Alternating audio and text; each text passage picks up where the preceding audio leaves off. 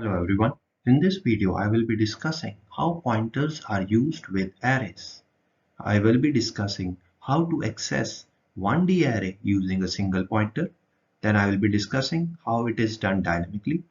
Then I will be discussing how to access 2D array using a single pointer.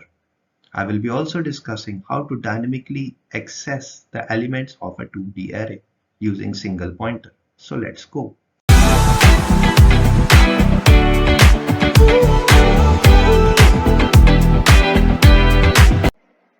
Hello everyone. In this video I will be discussing how to access arrays using single pointers. I will be discussing for 1D array and 2D array. So start करते हैं 1D array से। जैसे हम जानते हैं कि array के जो elements होते हैं वो contiguously store होते हैं, तो इसलिए अगर हमें फर्स्ट एलिमेंट का एड्रेस पता चल जाए तो हम बाकी के एलिमेंट्स का एड्रेस ढूंढ सकते हैं, कैन बी डिटरमिन्ड। अब इसको प्रूव करने के लिए हमने एरे पढ़ चुके हैं, जैसे कि हमने एक एरे देख रहे हैं। अगर हम इसको माने कि इसका अगर मान लो ये ऐसे स्टोर्ड है, यहाँ पे 10 है, यहाँ पे 20, यहाँ पे 30, यहाँ पे 40, ये इसलिए मैं इकट्ठे बना रहा हूँ क्योंकि इनको जो मेमोरी मिलती है वो कंटिगुअस ब्लॉक की मिलती है। तो ये जैसे एक कंटिगुअस ब्लॉक है और आपको मालूम है कि हर एरे का भी एक एड्रेस होता है और उस एड्रेस के लिए अगर हम ज्यूम करें हेक्साडेसिमल कोई नंबर यहाँ पे आ जाएगा। अगर एक नंबर हम मान लेते हैं, जनरली हम मान लेते हैं 5278, तो अगर ये पर्टिकुलर स्टार्टिंग एड्रेस इसका है और अगर ये इंट टाइप का एरे है, तो इस केस में अगर मान लो कि इंटीजर 4 बाइट्स ले रहा है, तो इसमें हम अगले का एड्रेस कैसे ढूंढेंगे, 5282 यानी कि 4 प्लस करके। और ये इसलिए पॉसिबल है क्योंकि ये जो एलिमेंट्स हैं ये स्टोर्ड कंटिग्यूअसली स्टोर होते हैं। तो कंटिग्यूअसली का मतलब है कंसेक्टिव लोकेशंस में सीक्वेंशली स्टोर हो रहे हैं। तो इस केस में हम यहाँ पे क्या है कि हमें अगर फर्स्ट का एड्रेस पता चल जाए तो हम इसमें +4 करेंगे तो हमें अगले का पता चल जाएगा। अब उसके अंदर 2 का शिफ्ट करना है, तो अगर अगले एड्रेस में हम +4 या इस एड्रेस में हम +8 करेंगे तो भी हमें वो ये वाला एड्रेस अगले का, ये पहले +4 के साथ हमें ये मिल जाएगा और +8 के साथ हमें अगले का मिल जाएगा। तो इस तरह से हम एरे के साथ काम कर सकते हैं। तो अगर हमें एड्रेस पता लग गया, पॉइंटर की बात करें तो पॉइंटर क्या होता है, पॉइंटर ये किसी का एड्रेस स्टोर करेगा। पॉइंटर अब ये किसी का एड्रेस स्टोर करेगा और पॉइंटर को बताने के लिए हम एस्ट्रिक का सिंबल कंपाइलर को बताते हैं कि ये पर्टिकुलर अभी किस तरह का पॉइंटर होगा, यानी कि किस तरह की पॉइंटर को पॉइंट। अगर इस केस की बात करें तो ये इंट का होगा क्योंकि इसमें जो एरे है वो इंटीजर टाइप के एलिमेंट्स को स्टोर कर रहा है, जैसे कि आप यहाँ पे देख सकते हैं। तो अगर हमें pointer to the first element of the array determine करना है तो हम सिंपली उसका नाम लिखते हैं और ये, तो इसलिए हम यहाँ पे सिंपली एरे का नाम, जैसे कि हम यहाँ पे ये भी लिख सकते हैं जैसे कि आप यहाँ पे देख सकते हैं, यानी कि इस स्टेटमेंट को अगर मैं लिखना चाहूँ तो मैं ऐसे भी लिख सकता हूँ इंट ptr या ptr वेरिएबल जो मैंने नाम लिखा है। तो मैं इस फर्स्ट एलिमेंट का एड्रेस क्या होगा, एरे का नाम, उसके बाद फर्स्ट एलिमेंट जो कि 0 इंडेक्स पे होता है। आपको मालूम है एरे का सी के अंदर या C++ के अंदर 0 बेस्ड एरेज होती हैं। 0 बेस्ड का मतलब है कि एलिमेंट का फर्स्ट एलिमेंट का इंडेक्स जो होगा वो 0 होगा। तो इसको एक्सेस करने के लिए हम एरे 0 लिखते हैं। तो अगर इसका एड्रेस का बताएंगे तो हम एड्रेस ऑफ ऑपरेटर्स लगा लेंगे, बट इसके अलावा हम सिंपली एरे का नाम भी लिखेंगे तो भी ये सेम ही एलिमेंट को एड्रेस शो करेगा, यानी कि address of the first element can be obtained by its name. तो इसलिए हम pointer to the first element obtain करना चाहते हैं तो हम सिंपल एरे का नाम लिख देते हैं। इसलिए अब हम पॉइंटर की अर्थमेटिक के थ्रू यानी कि इंक्रीमेंट करेंगे पॉइंटर को, तो हम क्या करेंगे, एक एक करके हम नेक्स्ट एलिमेंट पे ट्रावर्स करते रहेंगे। बट हमें इंश्योर करना पड़ेगा ये जो सारे एलिमेंट्स हम जब ट्रावर्स करें तो with in the range of the array he traverse करें, क्योंकि उसके बाद जाने में हमें अनडिफाइंड बिहेवियर शो हो सकता है या कोई ऐसी वैल्यू आ सकती है जो हम एक्सपेक्ट ना कर रहे हैं। तो इसलिए सिंपली पॉइंटर बनाओ, जैसे कि आप यहाँ पे देख सकते हैं कि एक ये वेरिएबल है, यहाँ पे ये वेरिएबल है और इसके आगे हमने एस्ट्रिक लगाया तो ये क्या बन गया, पॉइंटर। अब इसमें किसी का एड्रेस होगा, एड्रेस ऑफ फर्स्ट एलिमेंट। तो इसके लिए हमने सिर्फ नाम लिख सकते हैं, और क्योंकि ये पर्टिकुलर इंटीजर एरे है तो यहाँ पे हमने इंटीजर लिखा हुआ है। अब इस केस में अगर हमने इसको ट्रावर्स करना है, या कि यहाँ पे देखिए कि एरे का साइज हमने डिटरमिन कर लिया, क्योंकि हमने ये पर्टिकुलर एरे में नंबर ऑफ एलिमेंट्स नहीं स्पेसिफाई किए, तो total size of the array divided by the size of the first element, ये हमें ऑब्टेन करके टोटल नंबर ऑफ एलिमेंट्स, यानी कि total number of elements in the array obtain कर लेगा। तो अगर हम इस एरे साइज में ट्रावर्स करेंगे तो इसको रेफर करने के लिए हमें क्या लिखना पड़ेगा, ptr plus 0, ptr plus 1, ptr plus 2, इस तरह से। और हमें मालूम है कि ये डी रेफरेंस ऑपरेटर होता है, ठीक है। इस डी रेफरेंस करने से हमें वो वैल्यूज एक्सेस करके दे देगा। तो इस तरह से हमें ध्यान रखना है कि हम इस तरह से 1D एरे के साथ काम कर सकते हैं। तो अब इसका एक छोटा सा कोड देखते हैं कि ये कैसे काम करता है। अब हम यहाँ पे एक कोड बनाने जा रहे हैं जिसमें हम एक एरे लेंगे। तो एरे के लिए हम लिख देते हैं int arr is equal to, उस एरे के कंटेंट्स लिख देते हैं। अब यहाँ पे हम एरे के एलिमेंट्स डाल चुके हैं और इसको हम सेमीकोलन से एक्सेस कर लेते हैं। अब एक मिनट, इसको बंद नहीं किया हमने। हाँ, एरे का कर्ली ब्रैकेट्स के अंदर ही हमें इसकी वैल्यूज को इनिशियलाइज करना है, ये इनिशियलाइजर लिस्ट है। अब इसके साथ हमने इसको एक्सेस करना है, तो हम एक पॉइंटर वेरिएबल ले लेते हैं। अब यहाँ पे पहले तो हम यहाँ पे पॉइंटर वेरिएबल के लिए ptr लिखेंगे, ptr वेरिएबल। अभी क्योंकि पॉइंटर है तो हमें यहाँ पे इसके साथ एस्ट्रिक का सिंबल लगाना पड़ेगा। अब इसके अंदर एड्रेस स्टोर करना है। तो आपको मैंने बताया कि सिंपल एरे का नाम वन डायमेंशनल केस में, और ये किस टाइप का है, तो ये किस टाइप के एलिमेंट स्टोर करेगा, इंटीजर। यानी कि ये जो हमने एलिमेंट्स हैं ये हमने किस टाइप के स्टोर करने हैं, इसमें हमने ये कॉपी करना है और यही डाल देना, क्योंकि इसको ही असाइन कर रहा है, ठीक है। अब इसको एक्सेस करने के लिए हमें एक फॉर लूप लगानी पड़ेगी। हम यहाँ पे फॉर लूप लगा के इसके अब इसमें टोटल नंबर ऑफ एलिमेंट्स हमें डिटरमिन करने हैं। तो इसके लिए हम यहाँ पे क्या करेंगे, पहले एरे का साइज ढूंढ लेंगे। तो यहाँ पे एक फॉर्मूला लगा सकते हैं, array size is equal to size of, अब यहाँ पे हम पूरे एरे का divided by size of first element. तो ये इस तरीके से हम इसका साइज ढूंढ लेंगे। अब इसको हम यहाँ पे एरे साइज लिख लेंगे और हम इस लूप में अब इस एलिमेंट्स को एक्सेस करेंगे। तो नॉर्मली हम, आपको मालूम है कि एरे के कंटेंट्स को प्रिंट करा लेते हैं। यहाँ पे एक और स्टेटमेंट लगा देते हैं।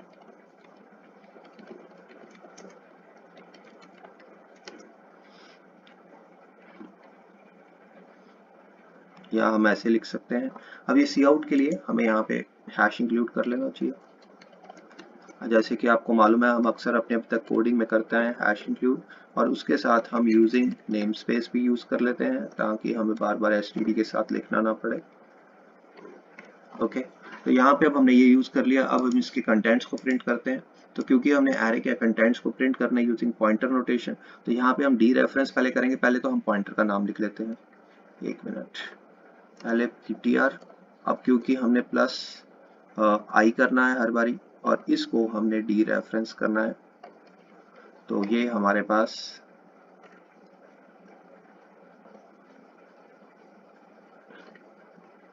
डी रेफरेंस हो गया, ठीक है। ओके, अब ये कंटेंट्स हमने एरे के प्रिंट कर देने एक एक करके, ठीक है। अब ये ptr, इसके अंदर हमने किसी का एड्रेस स्टोर ही नहीं किया हुआ। ptr के अंदर हमने ptr वेरिएबल लिखना था, सॉरी, ptr वेरिएबल, ये चीज का ध्यान रखना है कि नेम सेम होना चाहिए। अब इसको हम प्रिंट करते हैं एक एक करके और चेक करते हैं कि हमारा आंसर ठीक आ रहा है कि नहीं, ठीक है। ये नेक्स्ट लाइन पे जा रहा है, इसकी जगह पे हम एक ही लाइन का लिख देते हैं। ओके, अब इसको चेक करते हैं। तो ये देखिए एरे एलिमेंट्स आर हमारे पास आ गया, स्पेस आ रहा है तो इसलिए ऐसे आ रहा है। एक बार इसको दोबारा देख लीजिए। तो एरे एलिमेंट्स आ रहे हैं, इसको भी हम एक्सेस कर सकते हैं। वैसे तो अगर हम नॉर्मली कैसे करते थे तो वैसे भी कर लिख सकते हैं। यहाँ पे हमने इसको ऐसे भी लिख सकते हैं। तो यहाँ पे इम्पोर्टेंट क्या है कि हम नॉर्मल एरे जैसे एक्सेस करते थे, एरे का नाम फॉलोड बाय इंडेक्स में उसके एलिमेंट्स, ठीक है। तो ये भी हमारे पास एक तरीका यूजिंग इंडेक्स। अब इसको हम यूज करते हैं। ये देखिए प्रिंट हो रहा है। तो यहाँ पे हमारे पास नॉर्मल वे भी है, पर पॉइंटर्स के थ्रू कैसे एक्सेस करना है तो हमें ये चीज़ का ध्यान रखना है कि पॉइंटर के साथ डी रेफरेंस लगाना पड़ेगा, और क्योंकि हमने हर बारी वैल्यू चेंज करनी है, प्लस आई कर दिया हमने, तो इस तरह से हम यहाँ पे जो पॉइंटर्स के थ्रू वन डायमेंशनल एक्सेस करते हैं। ओके,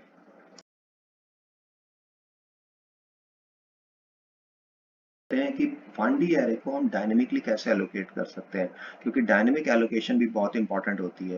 तो डायनेमिक एलोकेशन का मतलब क्या है, रन टाइम के ऊपर अगर हमने इसको मेमोरी देनी है और इसको वैल्यूज असाइन भी करनी है तो वो कैसे पॉसिबल होगा। तो इस केस में सबसे पहले हम इनपुट करेंगे यूजर से कि हमें साइज बताओ कि कितने एलिमेंट्स तुमने एंटर करने हैं। तो उसके लिए सिंपल एक सी इन स्टेटमेंट है जो आप यूज करते हैं, ये इसलिए बताई गई है क्योंकि आप रन टाइम के ऊपर एलिमेंट्स पर पूछना चाहते हैं। फिर हम उसको मेमोरी एलोकेट करेंगे, तो डायनेमिकली एलोकेट कैसे होती है, न्यू। उसके बाद हम यहाँ पे स्पेसिफाई करते हैं किस टाइप का एलिमेंट है। तो जैसे कि वो इंटीजर्स के एलिमेंट्स को स्टोर करेगा तो हमने इंट लिख देना।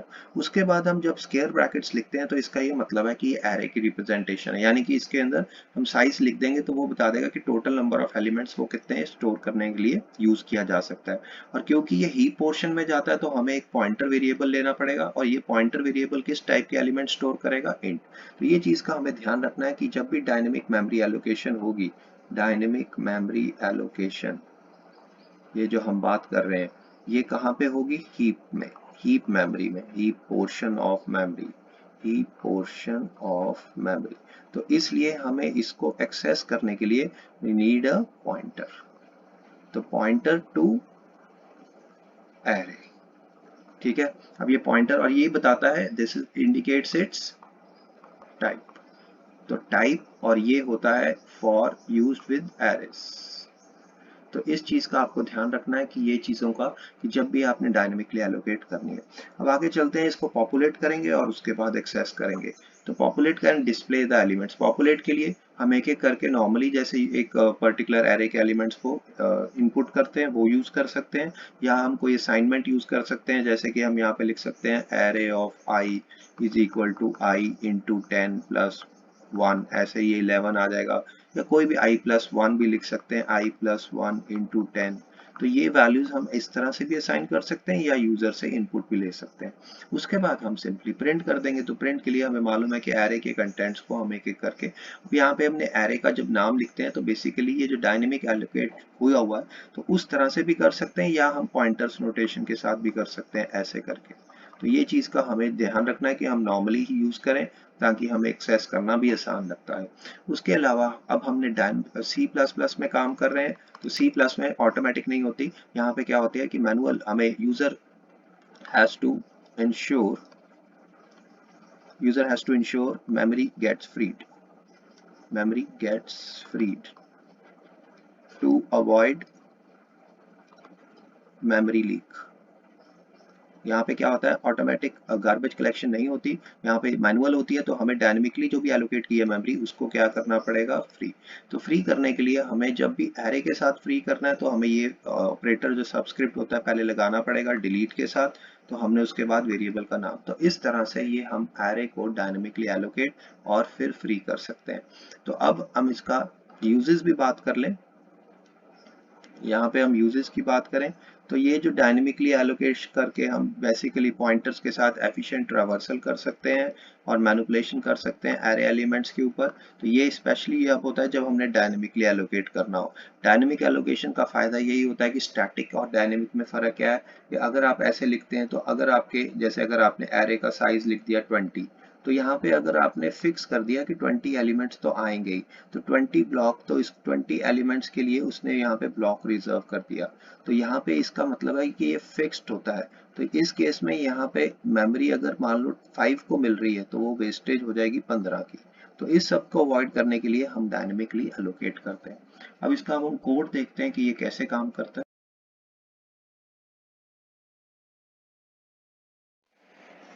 अब हम बात करते हैं कैसे डायनेमिक एलोकेशन होती है। तो हम एक वेरिएबल ले लेते हैं साइज, ठीक है, जो कि एरे का साइज होगा। तो हम यहाँ पे मैसेज डाल देते हैं enter number of elements in the array. ठीक है, ये आपके चॉइस के अकॉर्डिंगली चलेगा, क्योंकि हमने इसको रन टाइम के ऊपर वैल्यू देनी है और ये वैल्यू हमने इनपुट करा दी। अब उसके बाद डायनेमिकली एलोकेट द मेमोरी।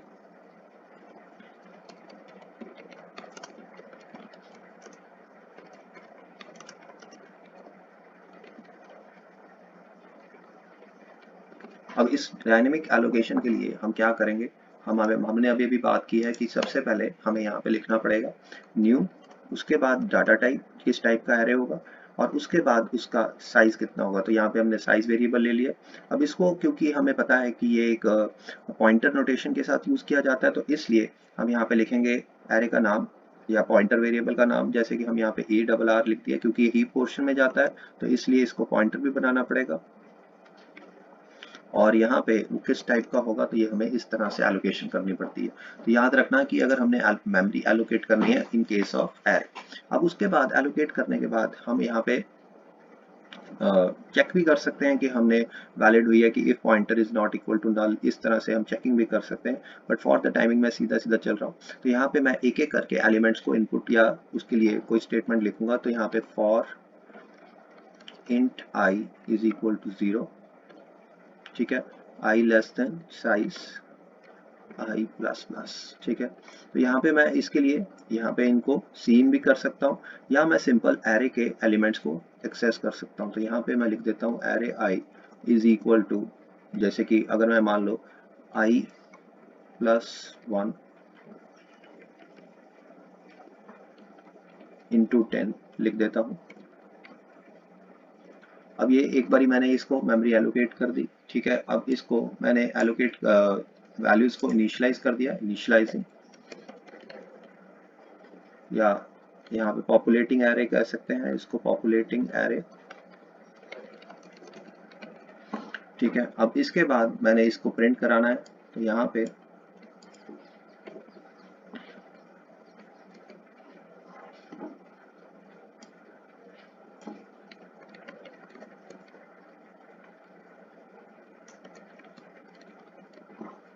और यहाँ पे मैं लिख देता हूँ सी आउट।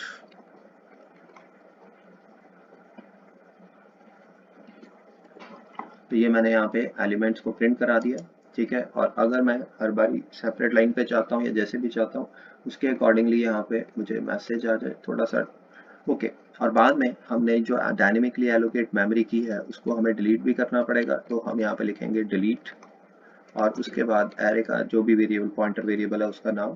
तो इस तरह से वो डी एलोकेट भी कर देगा मेमोरी को, ठीक है। तो यहाँ पे कीवर्ड डिलीट यूज किया हुआ है, ठीक है, इन केस अवर एरे, ठीक है। तो ये सब कुछ करने के बाद हम क्या करेंगे, इसको हम रन करके देखना चाहिए था ऐसे, ओके। तो यहाँ पे अब अगर एक बार इसको और रन कर लेते हैं, एंड एरे एलिमेंट्स एंटर करो जैसे कि 6।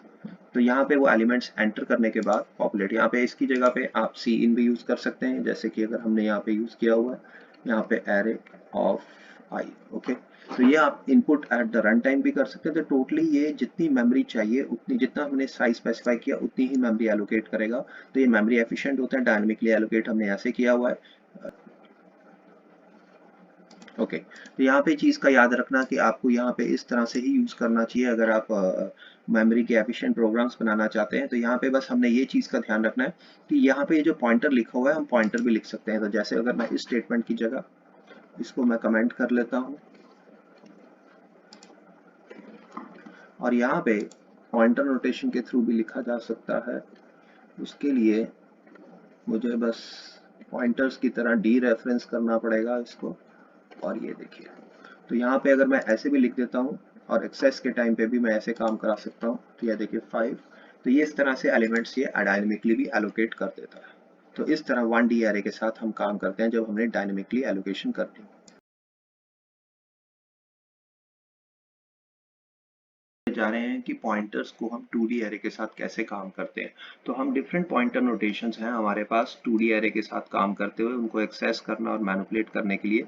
तो हम पहली जो टेक्निक है जिसको हम पॉइंटर्स के साथ यूज कर रहे हैं वो है single pointer with index calculation. अब ये बहुत ही इंपॉर्टेंट या बेसिक टेक्निक है। हम अभी तक जो नॉर्मली 2D एरे को कैसे एक्सेस करते हैं ये हम एरे के चैप्टर में पढ़ के आए। अब पॉइंटर्स के साथ और स्पेसिफिकली जब हमारे पास सिंगल पॉइंटर है, तो यहाँ पे एक चीज इंपॉर्टेंट है कि जो 2D एरे होता है 1D एरे की तरह भी contiguous block of memory he allocate की जाती है। तो यहाँ पे अगर मैं बात करूँ तो अगर मैं यहाँ पे एक 2D एरे, अब 2D एरे जैसे मैंने आपको बताया कि कब यूज करते हैं, जैसे कि अगर हमने क्वार्टरली सेल्स ऑफ टू, या अगर जैसे क्वार्टरली सेल्स होंगी तो यहाँ पे टू हमारे पास अलग अलग सेल्समैन है, तो उस सेल्समैन 1 की रिपोर्ट और सेल्समैन 2 की रिपोर्ट, सेल्समैन 2 की रिपोर्ट, अब ये क्वार्टर 1 की रिपोर्ट, क्वार्टर 2 की रिपोर्ट, क्वार्टर 3 की रिपोर्ट, क्वार्टर 4 की रिपोर्ट। अब एक नंबर मान लो यहाँ पे स्टोर किया हुआ है 10, 30, 40, 15, और यहाँ पे हमने ये डिस्कस किया हुआ है कि ये कैसे स्टोर होते हैं। तो इसमें हमने डिस्कस किया था रो मेजर ऑर्डर, जो कि C++ में यूज किया जाता है। अब इस सबको आप पढ़ना चाहते हैं तो अपने एरे के चैप्टर, तो यहाँ पे एक contiguous block row wise allocate होता है। तो यहाँ पे क्या होगा कि यहाँ पे भी एक ब्लॉक ऑफ मेमोरी, जो कि नॉर्मली हम जितने एलिमेंट्स देंगे उसके हिसाब से यहाँ पे होगी। तो यहाँ पे फर्स्ट रो होगा और उसके बाद रो नंबर 2। तो इस तरह से ये 2D एरे की जो हमने पढ़ चुके हैं, आगे कैसे होता है कि ये 2D एरे कैसे स्टोर होता है, इसके ऊपर मैं डिटेल में नहीं जा रहा, आई एज्यूम आपको आता है। तो इस केस में भी हमारे पास, एक मिनट मैं इसको रब कर लेता हूं।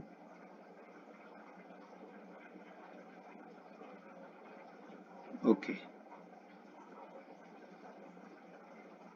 तो यहाँ पे ये चीज कर, ओके, ये एक बारी में रब हो गया। हाँ, तो यहाँ पे हम सिंगल पॉइंटर के साथ कैसे काम करेंगे, तो इंपॉर्टेंट चीज क्या है कि यहाँ पे जब भी हम पॉइंटर वेरिएबल देते हैं, हमने ये बता दिया ये पॉइंटर है, ये इंडिकेटर है इसका पॉइंटर वेरिएबल का, और ये किस टाइप के पॉइंटर को पॉइंट करेगा ये डिपेंड करेगा कि यहाँ पे हम इसको किसका एड्रेस देते हैं।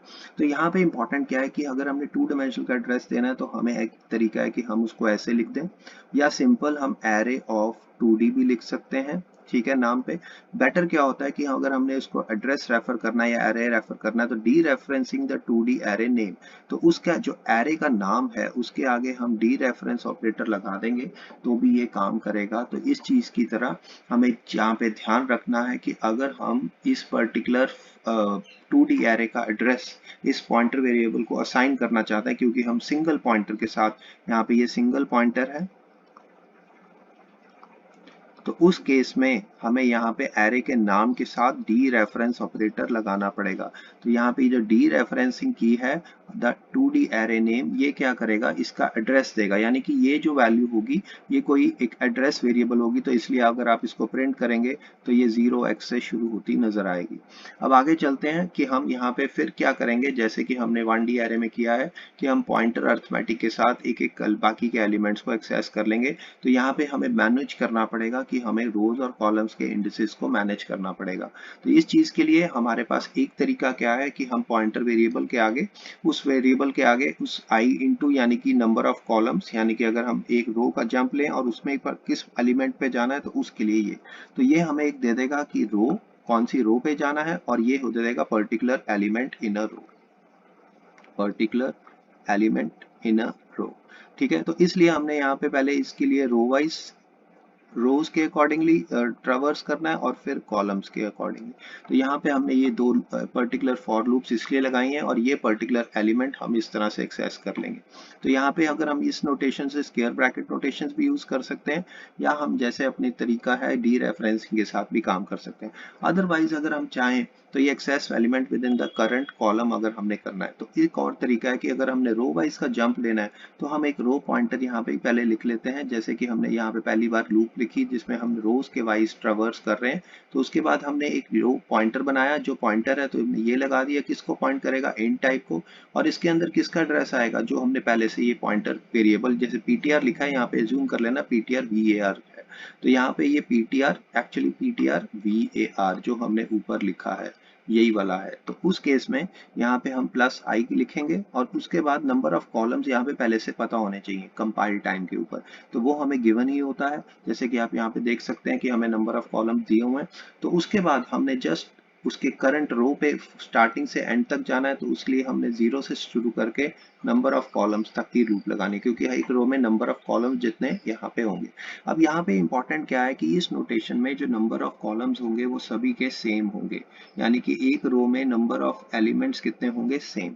तो इस तरह से अगर हम सिंपल इसको रो के इसके थ्रू एक्सेस करेंगे तो यहाँ पे हमें रो पॉइंटर और स्क्वायर ब्रैकेट नोटेशन, यानी कि अगर हम सिंपली इसके एलिमेंट्स को इस तरह से प्रिंट कर देंगे तो ये जो एक्सेस किया जाता है यूजिंग द करंट रो, ये भी एक तरीका है। बोर्ड देखते हैं कि ये कैसे काम करता है।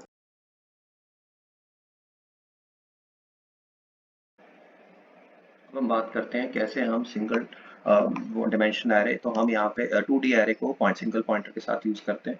तो यहाँ पे हम एज्यूम कर लेते हैं नंबर ऑफ रोज, ये हमें कंपाइल टाइम पे पता होना चाहिए, या तो इनपुट करा लो या आप क्या कहते हैं इसको, यहाँ पे नंबर ऑफ कॉलम्स भी हम 3 ही ले लेते हैं। ठीक है, अब हम क्या करेंगे कि हम एक एरे बनाते हैं जो कि इंटीजर एरे होगा। ठीक है, और क्योंकि इसके 2 डायमेंशंस हैं तो हम इसको यहाँ पे ऐसे लिख सकते हैं। अब यहाँ पे हमें इंडिविजुअल रो वाइज उसके एलिमेंट्स को हमें एंटर कर देना है 10 20 30, और उसके बाद नेक्स्ट रो को हम एंटर करेंगे, यहाँ पे लिख देते हैं 40 50 60, यहाँ पे फिर नेक्स्ट रो को एंटर कर देते हैं 70 80 90।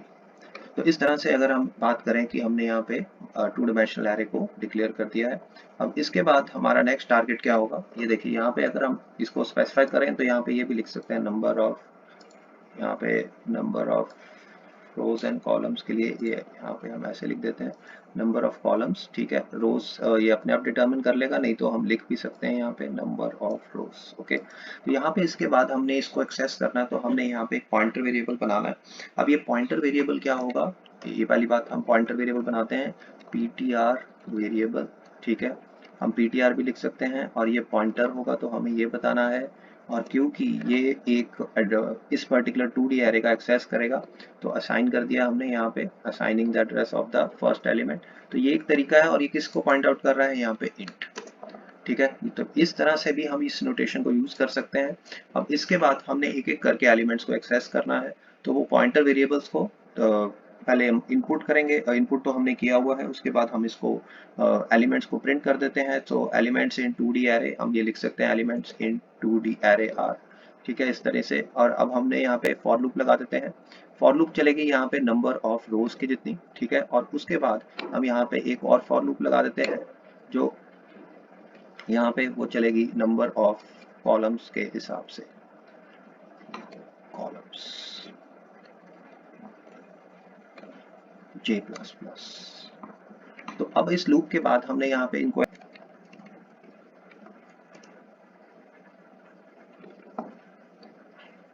अगर हम एक एक एलिमेंट्स को फिर स्टोर करेंगे उसका कोई फायदा नहीं, तो यहाँ पे हम यहाँ पे सिंपल एक स्टेटमेंट, और यहाँ पे हम ब्रैकेट्स डालते हैं, उसके बाद यहाँ पे भी ब्रैकेट स्टार्ट करते हैं,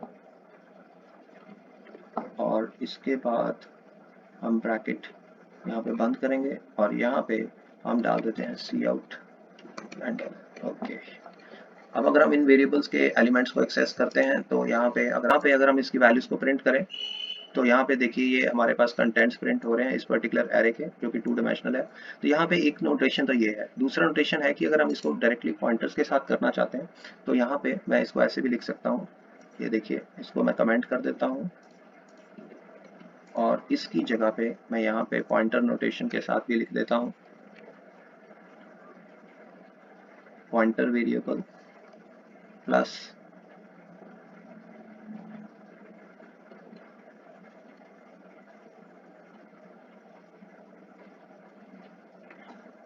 यहाँ पे ऐसे लिख देते हैं।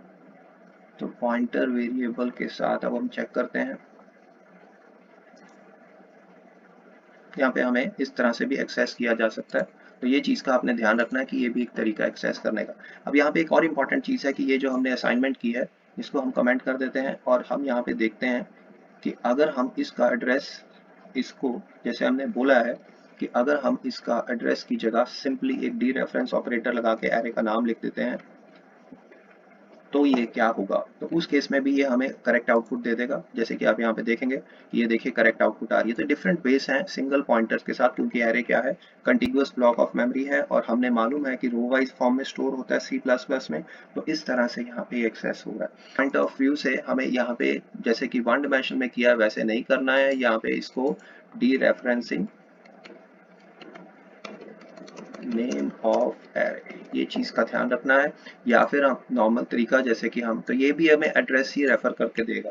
तो इस तरीके से आप यहाँ पे नोटिस करेंगे कि यहाँ पे हमें वो वैल्यू दे देगा जिसको हम एक्सेस कर रहे हैं। तो उसके लिए हम यहाँ पे डी रेफरेंस ऑपरेटर या सिंपल पॉइंटर नोटेशन के साथ और पॉइंटर वेरिएबल को स्क्वायर ब्रैकेट्स के साथ जैसे एक्सेस करते हैं ये यूज कर सकते हैं। ओके,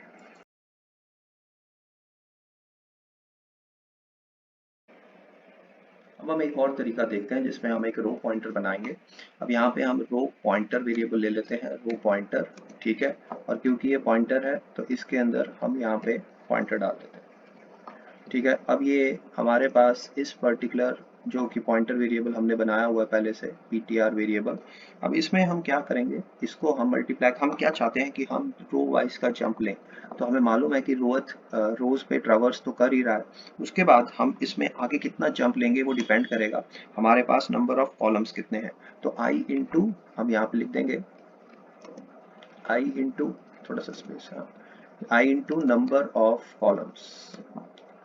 तो उतना हमें ये पहले से ही पता होते हैं नंबर ऑफ कॉलम्स, तो इसमें हमारे पास ही पॉइंट करेगा। अब इसकी किस टाइप का पॉइंटर वेरिएबल है, यहाँ पे इंट का, ठीक है। तो ये कंप्लीट करता है स्टेटमेंट को। अब इसको एक्सेस करने का भी बहुत ही सिंपल रूल है कि हम यहाँ पे ये स्टेटमेंट की जगह इसको रो पॉइंटर के साथ हम लिखेंगे। तो एक तो तरीका है कि हम यहाँ पे लिखते हैं रो ptr, ठीक है, प्लस j। तो अब हम इसको एक्सेस करते हैं और देखते हैं कि क्या हमारे पास आउटपुट आती है। तो ये देखिए कि ये तरीका है कि हम इसको ऐसे भी लिख सकते हैं, या फिर हम इसको ऐसा लिखने के बजाय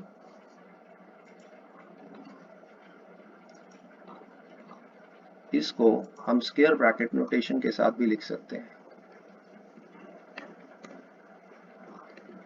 तो यहाँ पे अगर हम ऐसे करते हैं तो इस तरह से भी हम इसको एक्सेस कर सकते हैं। तो ये भी एक तरीका है कि अगर हमारे पास 2 डायमेंशनल एरे साथ एक्सेस करना है तो उस केस में हम इसको ऐसे रो वाइज भी एक्सेस करवा सकते हैं।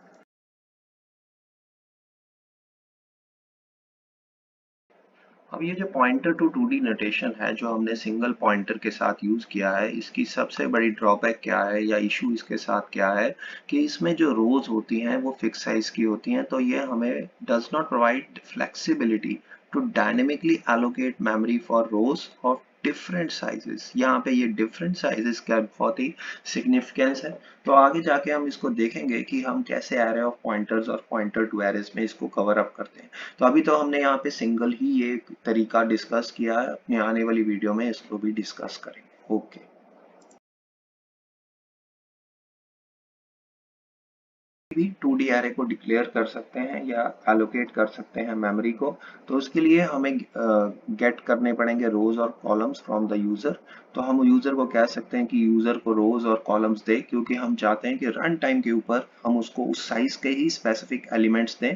क्योंकि इससे हम क्या चाहते हैं कि जैसे आपको मालूम है कि स्टैटिक एरेज में बहुत सारी मेमोरी वेस्ट भी हो सकती है अगर हमने मैक्स साइज की जो वैल्यू स्टैटिक एरे में दी है वो बहुत ज्यादा है। तो इस केस में हम डायनेमिकली एलोकेट करेंगे मेमोरी। तो डायनेमिकली एलोकेट करने के लिए अगेन हमें यहाँ पे पहले बताना पड़ेगा किस तरह का डाटा टाइप होगी, इंटीजर। और स्क्वायर ब्रैकेट्स हमें बताएगा कि ये एक एरे होगा। अब एरे का जो साइज होगा वो होगा रोज इनटू कॉलम्स के बराबर। तो हम एक ब्लॉक देंगे जिसका साइज कितना होगा, रोज इनटू कॉलम्स का प्रोडक्ट। अब क्योंकि ये हीप पोर्शन में जाता है तो हीप मेमोरी में जाता है, तो इसके लिए हमें क्या इंश्योर करना पड़ेगा, एक पॉइंटर चाहिए। तो पॉइंटर के लिए हमने यहाँ पे क्या किया हुआ है, एरे नाम का एक पॉइंटर वेरिएबल ले लिया है। और पॉइंटर है तो हमने ये लगा दिया। और पॉइंटर किस तरह के एलिमेंट स्टोर करेगा, type of elements it will store. एक तरह से ये इंफॉर्मेशन हमने यहाँ पे दे दी है। तो यहाँ पे हो गया इंट, तो यहाँ पे ये बता रहा है। अब उसके आगे चलते हैं, एक मिनट इसको यहाँ पे अब कर लेते हैं। ओके, सो हम इसको पॉपुलेट करेंगे। तो पॉपुलेट करने का वही तरीका है, आई इंटू कॉलम्स प्लस जे, ठीक है। और एक वैल्यू दे देंगे, या फिर हम सी इन भी यूज कर सकते हैं जैसे कि आपको मैंने बताया। सी इन के साथ हम यही वैल्यूज एरे के, ये जो भी वैल्यूज यहाँ पे देना चाहते हैं उस एरे का इंडेक्स के हिसाब से यहाँ पे लिख देंगे।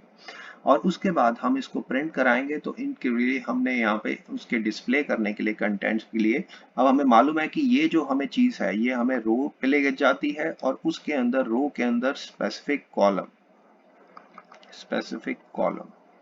तो ये हमें यहाँ पे हमने ये जो लूप्स लगाई हुई है ये रोज के लिए है और ये जो है ये कॉलम्स के लिए है। ये चीज का हम ध्यान कर चुके हैं। तो ये हमारे पास स्पेसिफिक रो और ये उसके अंदर पूरी रो के अंदर स्पेसिफिक कॉलम पे जाना हो तो ये हमारे पास तरीका होता है।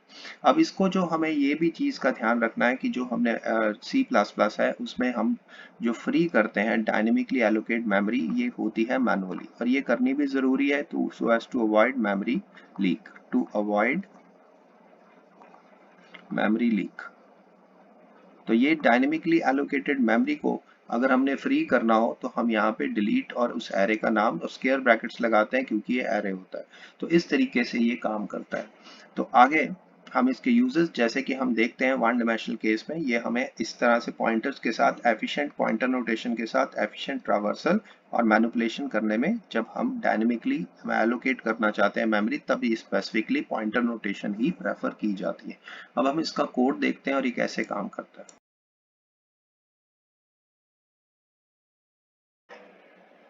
अब हम बात करने जा रहे हैं कैसे हम डायनेमिकली एलोकेट करेंगे मेमोरी को।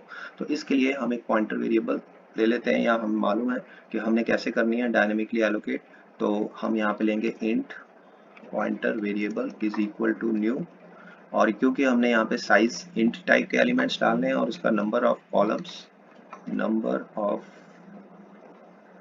नहीं है यहाँ पे रोज लिखा हुआ तो हम लिखेंगे रोज इनटू कॉलम्स जितने भी हम यहाँ पे देना चाहते हैं। ये हमने यूजर से इनपुट नहीं लिया।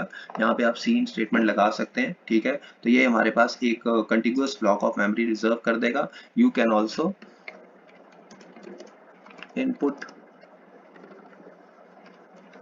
फ्रॉम यूजर, यानी कि अगर आप यहाँ पे यूजिंग सी इन, ठीक है, आप ऐसे लिख सकते हैं सी इन रोज और सी इन कॉलम्स। तो ये स्टेटमेंट्स को आप लिख सकते हैं अगर आप उस तरह से भी करना चाहते हैं, ठीक है। But I have to use क्योंकि मैंने सीधा सीधा टाइम को बचाने के लिए। अब इसके बाद हमने इसको पॉपुलेट करना है तो हम यहाँ पे एक लूप लगाएंगे जिसमें हम लिख देंगे int i is equal to 0, ठीक है। अब हमने मेमोरी को एलोकेट करने हैं वैल्यूज तो यहाँ पे हम लिखेंगे आई लेस देन, यहाँ पे रोज लिख दो या कॉलम्स जो सॉरी रोज की वैल्यूज दे दो जैसे कि हम यहाँ पे दे चुके हैं। अब इसके बाद हमने यहाँ पे कॉलम्स के लिए भी ऐसे ही लिखना है j इज इक्वल टू 0 और उसके बाद j लेस देन कॉलम्स, ये हमने लिखा हुआ है। अब यहाँ पे इंडिविजुअल एलिमेंट्स को अगर हमने वैल्यूज देनी है तो हम यहाँ पे याद रखेंगे कि हम जो भी वैल्यू देंगे उसने एरे का नाम, जैसे कि हमने इस केस में ऐसे भी लिख सकते हैं i इंटू कॉलम। अब यहाँ पे हम वैल्यू दे सकते हैं इसको जो भी देना चाहते हैं, जैसे कि मैंने यहाँ पे लिख दिया i+1 इंटू 10, ठीक है। यहाँ पे प्लस जैसे अगर ये हो गया 10+1 11 के हिसाब से आ जाए तो जे, ओके जे आ जाए, ओके ये भी ठीक है। तो यहाँ पे उसके बाद एक रो वाइज आपको वैल्यूज नजर आ जाए। अब इस तरह से अगर आपने वैल्यूज डाल ही दी है तो हमने यहाँ पे इसकी वैल्यूज को प्रिंट भी कराना है। तो यहाँ पे हमने इसको प्रिंट कराने के लिए elements of 2D array are :n भी लिख सकते हैं, ओके। तो यहाँ पे फिर हम यहाँ पे एक बार उसको पॉपुलेट कर दिया है, हम इसको प्रिंट कराएंगे। तो यहाँ पे मैं स्टेटमेंट्स ही कॉपी कर लेता हूँ सारी की सारी। अब यहाँ पे हम इसकी जगह पे जो वैल्यूज दी हैं हमने उसको यहाँ पे प्रिंट करा लेते हैं।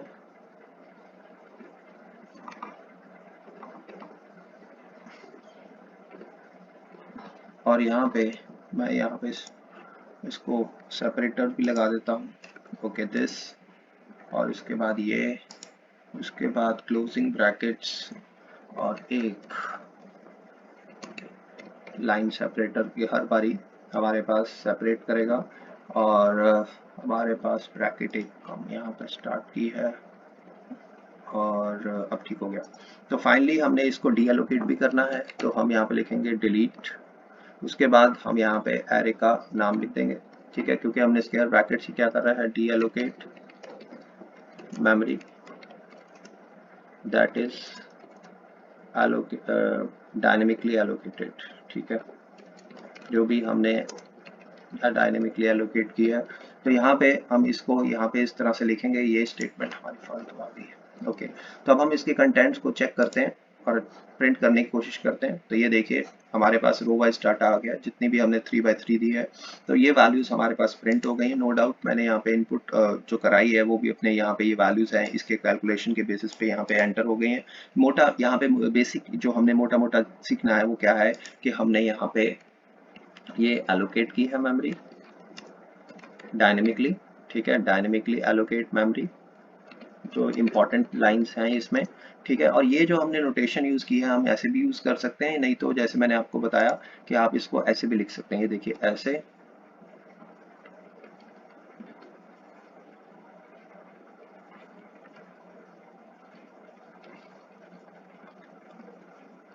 ऐसे। तो अगर हम ऐसे भी लिखते हैं तो भी ये काम करना चाहिए। तो ये देखिए काम कर रहा है। तो इस तरीके से आप पॉइंटर्स के साथ मैनिपुलेशन कर सकते हैं, कैसे रो वाइज जंप लेना है, कॉलम वाइज, ये सब पॉइंटर अर्थमेटिक हो रहा है यहाँ पे। पर नॉर्मली हम जैसे एरे को बताते हैं वैसे भी लिख सकते हैं। तो इस तरह से हम डायनेमिक एलोकेशन भी कर सकते हैं। Subscribe, like, share